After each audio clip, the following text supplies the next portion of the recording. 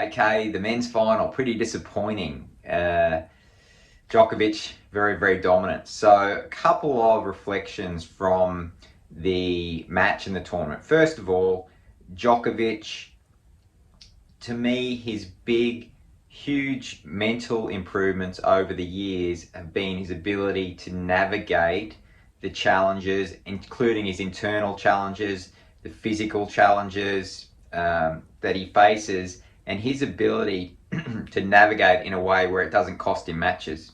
So his ability to respond well and better over the years, whereas early in his career, he perhaps had habits that were designed to reduce stress and so forth that would cost him matches, that would cause him to pull out of matches. Now he's improved his ability to respond to that in a way where he might have patches of matches where he has difficulty, where he gets swept up in the difficult internal experiences. Perhaps he has physical reactions based on those internal experiences, but it seems never, very rarely, to cost him matches. And that's where he's a true mental giant of the game now. So well done to him, the obvious king of the Australian Open. But I want to talk more about Medvedev and what to me was a bit of a mental meltdown that sort of built steam. And by the third set, he was what I would call completely caught up in his internal experiences and not able to get back to that place of committing to helpful actions.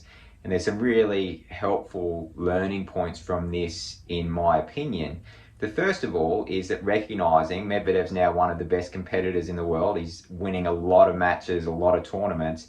And even in that place, he still got caught up, or first of all, had really difficult internal experiences throughout the match, right? So frustration, another common internal experience I would call helplessness, when we start to get the thoughts like there's nothing I can do, it's too hard, and so forth, and the ability to solve the problems of the matches become really difficult. And of course, in the ideal world, what Medvedev would have been able to do in the second set and third sets is to actually kept his cool better, to control his emotions, to have less of those difficult thoughts and feelings.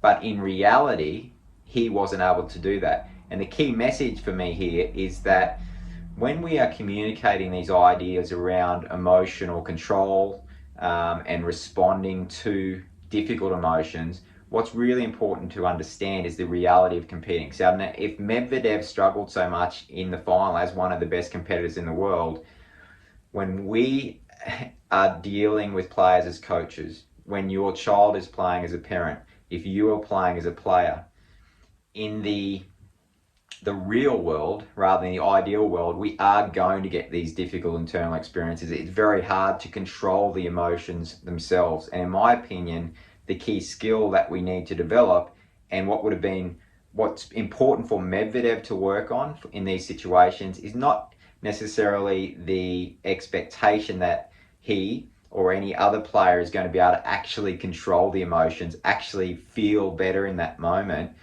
Because to me, it was completely normal that he felt really frustrated, that he was starting to feel helpless. And I'm not sure that there could have been anything that he could do to have less of those difficult feelings. But the key skill is learning to respond better to those internal experiences. It's a slightly different thing, but very crucial. It's the ability to perhaps feel frustration, but have awareness of that, and we can improve our ability to still commit to helpful actions when those difficult thoughts and feelings are there. This is an easier or less challenging expectation that is more helpful to players than communicating the idea of emotional control and actually being able to change the emotions themselves. So that is really a key message. I think that's the key thing for Medvedev. Although he's been doing awesome, when it really came to the crunch against Djokovic in this huge match, he started to get these difficult internal experiences, and then he got caught up in that process, and he wasn't able to get back to that place of really true commitment as such.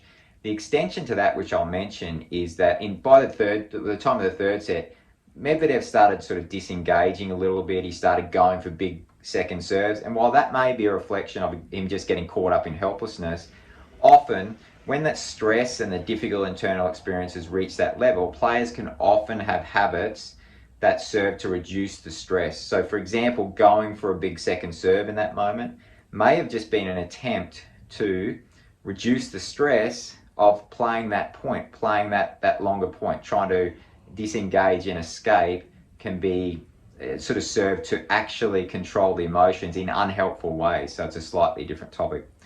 So overall, Djokovic, legend, incredible competitor now, like one of the best of all time. And Medvedev, although he's come a long way, when it came to the crunch, a key thing for him to work at is continuing to improve his ability to respond when he's getting the difficult thoughts and feelings, to do with perhaps playing the very best players, and when he is feeling frustration, when he is feeling a natural helplessness about playing Djokovic at such a high level, and so forth. So I hope you find these thoughts helpful, and I will talk to you next time.